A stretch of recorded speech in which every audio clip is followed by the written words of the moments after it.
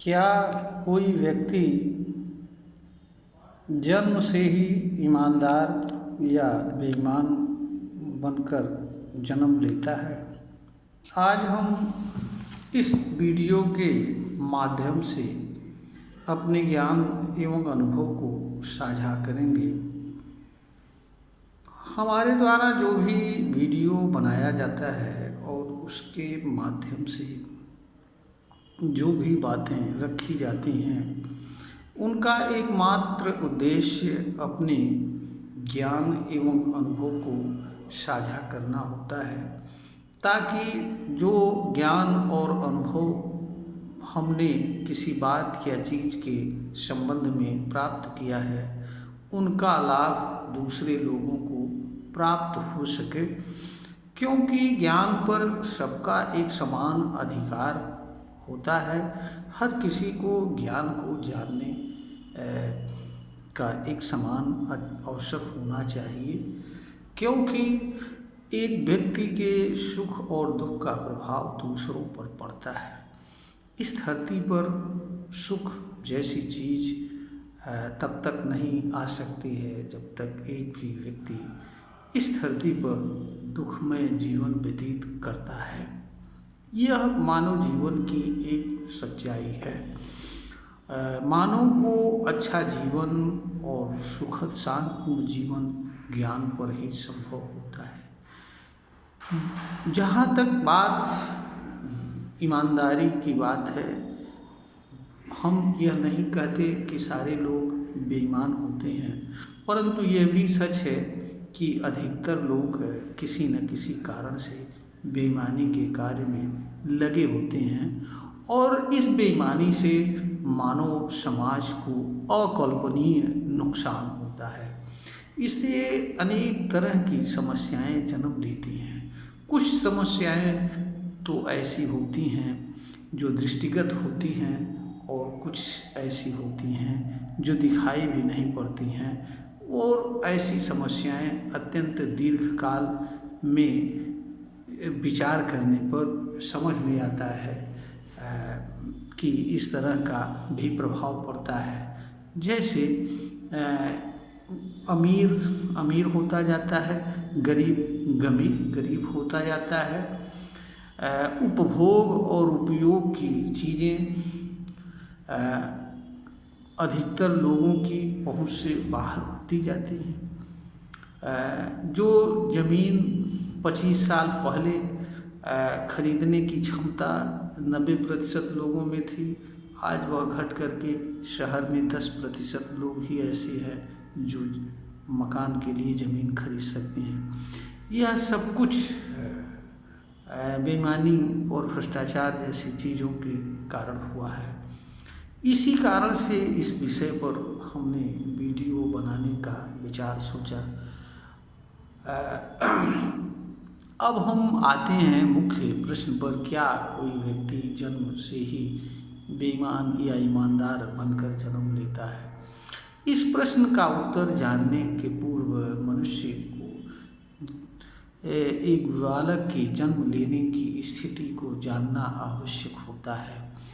कोई बच्चा जब जन्म लेता है तो वह अबोध रूप में जन्म लेता है। अबोध का अर्थ होता है जिसे चीज़ों का जानकारी न हो, बोध न हो कि कौन सी चीज़ हमारे लिए हानिकारक है, कौन सी चीज़ लाभदायक है, और कौन सी चीज़ हमें करना चाहिए और कौन सी चीज़ हमें नहीं करना चाहिए। अब प्रश्न यह उठता है कि आखिर हम कैसे जानें कि बच्चा वास्तव में इसी रूप में जन्म लेता है। आप ध्यान से देखें तो जब बच्चा थोड़ा सा भी बड़ा होता है तो वह जो है आग की तरफ, पानी की तरफ, यानी ऐसी चीज़ों की तरफ दौड़ता है जिनकी तरफ उसे नहीं जाना चाहिए, जिससे उसे नुकसान हो सकता है। इससे भी और जो गहराई की बात है, जब आप देखें कि जब कोई पुरुष प्रथम बार बच्चे के गाल से अपने गाल को सटाता है तो बच्चा नहीं रोकता है, परंतु दूसरी बार रोकता है। पहली बार इसलिए नहीं रोकता है कि उसको यह नहीं पता होता है कि जब कोई मेल व्यक्ति गाल सटाएगा तो उसके बाल उसके गाल में धंसेंगे और उसे तकलीफ होगी। लेकिन जब एक बार दो बार ऐसा कोई व्यक्ति करता है और बच्चे को किसी प्रकार की तकलीफ होती है तो उसके बाद वह जो है दोबारा रोकने का कार्य करता है, हाथ लगाता है, मना करता है। इससे यह बात बड़ी स्पष्ट हो जाती है कि बच्चा उस समय अबोध होता है। अबोध का अर्थ जिसे जानने और समझने की पर्याप्त क्षमता न हो, उसके लिए क्या अच्छा है क्या बुरा है यह नहीं जान सकता। हाँ, कुछ चीज़ें जो उसे अनुभव होती हैं उनको वह रो करके, गा करके या हल्ला मचा करके या किसी अन्य तरीके से उनकी आवश्यकता को बताने का प्रयास अवश्य करता है, जिसके माध्यम से माता पिता यह समझ जाते हैं कि बच्चे को क्या चीज़ दिया जाना चाहिए अथवा बच्चे को आवश्यकता क्या है। तो जहाँ तक बात मनुष्य के ईमानदार या बेईमान, यह तब शुरू होती है और इस यहाँ पर समझने के पूर्व यह भी समझ लेना आवश्यक है कि बच्चा जब अत्यंत छोटा होता है तो उसे के भीतर अपने और पराये का भी कोई भेद नहीं होता है, परंतु जब जैसे जैसे वह बड़ा होता जाता है वैसे वैसे समाज में जो चीज़ें विद्यमान हैं व्यवहारिक रूप में, उन चीज़ों से वह जुड़ता जाता है और धीरे धीरे ये माँ है वो पिता है, ये अपना है वो अपना है, ये घर मेरा है वो घर उसका है, यह चीज़ हमारी है। जैसे जैसे इस तरह की चीज़ों से उसे परिचित कराया जाता है वैसे वैसे वह परिचित होता जाता है और इस तरह के विचार भी उसके अंदर आने लगते हैं। यह अलग बात है कि वह उन चीज़ों को अभिव्यक्त नहीं कर पाता है क्योंकि उसके पास अभी भाषा और विज्ञान का जानकारी नहीं होता है, परंतु धीरे धीरे वह जब बोलने लगता है तो कुछ बातें कहना भी शुरू कर देता है। अब आते हैं ईमानदारी। ईमानदारी और बेईमानी मनुष्य के व्यवहार जगत का विषय है। इसलिए जब बच्चा इस व्यवहार जगत में आता है और उससे जुड़ता है तो वह इन चीज़ों से परिचित होता है और परिचित होने के उपरांत वह इन चीज़ों से आकर्षित होता है और इस तरह का कर्म करता है। व्यवहार जगत में हर चीज़ को मनुष्य अपना बताता फिरता है, परंतु वास्तव में अगर देखा जाए तो उसका कोई चीज़ नहीं है। हर चीज़ों का अपना अपना अलग अलग अस्तित्व है। हर चीज़ एक दूसरे के लिए किसी न किसी रूप में उपयोगी है और इस रूप में कार्य कर रही हैं अपने अस्तित्व को कायम। मनुष्य की भी स्थिति ऐसी ही है। मनुष्य की स्थिति कोई बहुत अलग नहीं है। अलग सिर्फ इसलिए है कि उसके अंदर विशिष्ट प्रकार की ज्ञान क्षमता और निर्णय क्षमता है। इस निर्णय क्षमता के आधार पर मनुष्य निर्णय के अनुसार कार्य कर सकता है। निर्णय के अनुसार कार्य करने की क्षमता सिर्फ मनुष्य के पास होती है। तो चूंकि व्यवहार जगत में मनुष्य इन तरह की चीज़ों से बेईमानी या भ्रष्टाचार या ईमानदारी से जुड़ता है तो वह इनके कारण स्वाभाविक रूप से इनसे आकर्षित होता है और जुड़ता है और प्रभावित होता है और कार्य करता है। बेईमानी से लोग स्वाभाविक रूप से इस कारण से जुड़ते हैं क्योंकि बेईमानी दृष्टिगत होती है, ईमानदारी दृष्टिगत नहीं होती है। वह अव्यक्त होती है, वह केवल बोध का विषय होती है और इसके माध्यम से किसी तरह के कर्म को किए जाने की बात होती है। जो लोग ईमानदारी को जानने की कोशिश करते हैं, उसके अनुसार रहना चाहते हैं, वह लोग ईमानदारी से जीवन जीते हैं।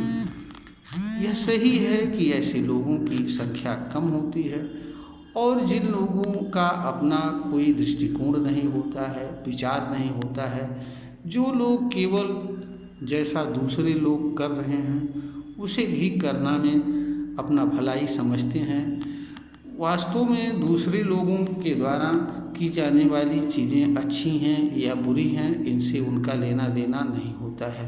वह तो सिर्फ यह देखते हैं कि अमुक आदमी कुछ करके ये प्रॉपर्टी खड़ा कर लिया, ये पैसा बना लिया, तो वह भी उस कार्य को करते हैं। और चूंकि इस तरह के कार्य बेईमानी से जुड़े कार्य में किसी न किसी कारण से अधिकतर लोग जुड़े रहते हैं, और उसके माध्यम से होने वाले लाभ भी मनुष्य को समाज में बराबर दिखाई पड़ते हैं, जबकि ईमानदारी से होने वाला लाभ दिखाई नहीं पड़ता है। ईमानदारी से होने वाला लाभ सिर्फ संतुष्टि का विषय है, जो मनुष्य के अंतर्मन का विषय है। इसको वही व्यक्ति जान सकता है जो ईमानदारी से जीवन जीता है और ईमानदारी पूर्वक कार्य करता है। और ईमानदारी से कार्य करने की क्षमता वे लोग रखते हैं जो ईमानदारी को जानने एवं समझने का प्रयास करते हैं, तथा जान योग समझ करके यह समझ लेते हैं कि ईमानदारी से रहा जा सकता है, ईमानदारी से जीवन जिया जा सकता है। ऐसे लोग ईमानदारी से जी सकते हैं, और आज भी बहुत सारे लोग ईमानदार हैं और वो ईमानदारी से जीवन यापन कर रहे हैं, परंतु यह भी सच है कि उनकी संख्या बहुत कम है। और ऐसे लोग कभी कभी किसी प्रसंगवश मानव समाज में किसी तरह से आकर्षण की विषय वस्तु बनते हैं। सामान्य अवस्था में इन लोगों का कोई मतलब नहीं होता है। हाँ, ऐसे लोगों का आंतरिक जीवन सुखद होता है, शांतिपूर्ण होता है, और हमेशा विचार से, कर्म से, मनोबल से ऊंचे रहते हैं। यह इनकी काबिलियत होती है। इस तरह से रहने में ये सफल होते हैं। जो भी बेईमान लोग होते हैं वो हमेशा जो है सशंकित रहते हैं कि कल अवसर नहीं मिलेगा तो क्या होगा, और आगे को लेकर के दूसरों पर विश्वास भी नहीं करते हैं। भविष्य को लेकर ज़्यादा ही चिंतित रहते हैं, क्योंकि भविष्य में अगर यह काम न संभव होगा तो फिर क्या होगा। तो यहाँ पर एक बात यह भी है कि मनुष्य के भीतर कोई ऐसी चीज़ भी नहीं विद्यमान है जो उसे बेईमान या ईमानदार बनाने का कार्य करती है। मनुष्य के भीतर जो चीज़ें विद्यमान हैं वह चाहे आनुवांशिक रूप से, चाहे विशिष्ट प्रतिभा से संबंध रखती हैं, चाहे वो नाचने गाने की कला हो, चाहे बोलने की कला हो, चाहे जानने की विशेष क्षमता हो, या कोई अन्य स्पेसिफिक हो, परंतु कोई ऐसी चीज़ है, कोई ऐसा गुण मनुष्य के अंदर नहीं होता है जो उसे बेईमानी या ईमानदार बनाने का कार्य करे। बेईमानी और ईमानदारी का संबंध विचार से होता है, और यह अलग अलग विचार होते हैं। जिस विचार को मनुष्य अनुसरण करता है, मनुष्य वही बन जाता है। मनुष्य बेईमान और ईमानदार न होते हुए भी वह बेईमान और ईमानदार इसलिए बन जाता है क्योंकि वह इस तरह के विचारों का अनुसरण करता है। जहाँ तक विचारों के अनुसरण की बात है, मनुष्य को विचारहीन अवस्था में रहने की क्षमता नहीं रखता है। मनुष्य को हर हालत में किसी न किसी विचार का अनुसरण करना होता है।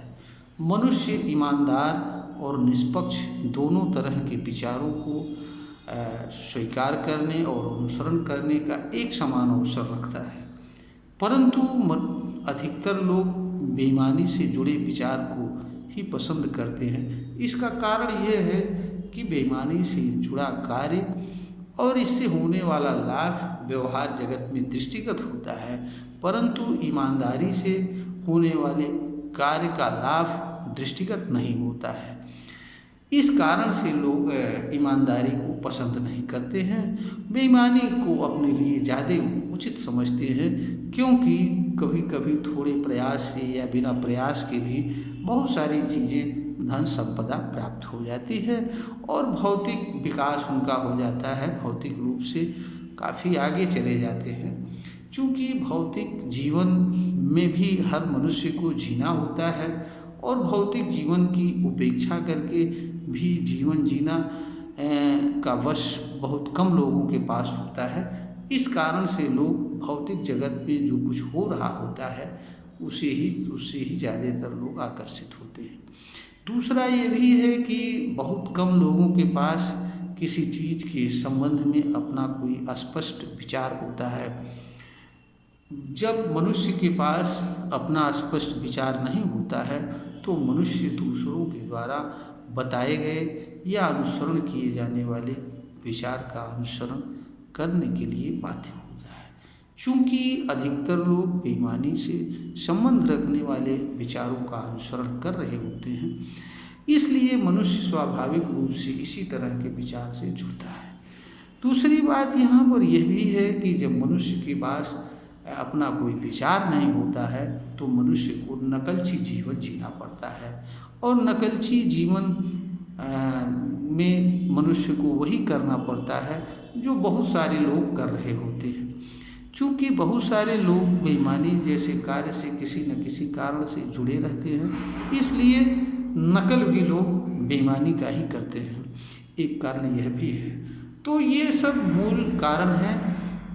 मनुष्य के ईमानदारी और बेईमानी का संबंध सिर्फ और सिर्फ विचार से ही होता है। मनुष्य विचार से बेईमान बनता है, मनुष्य विचार से ईमानदार बनता है।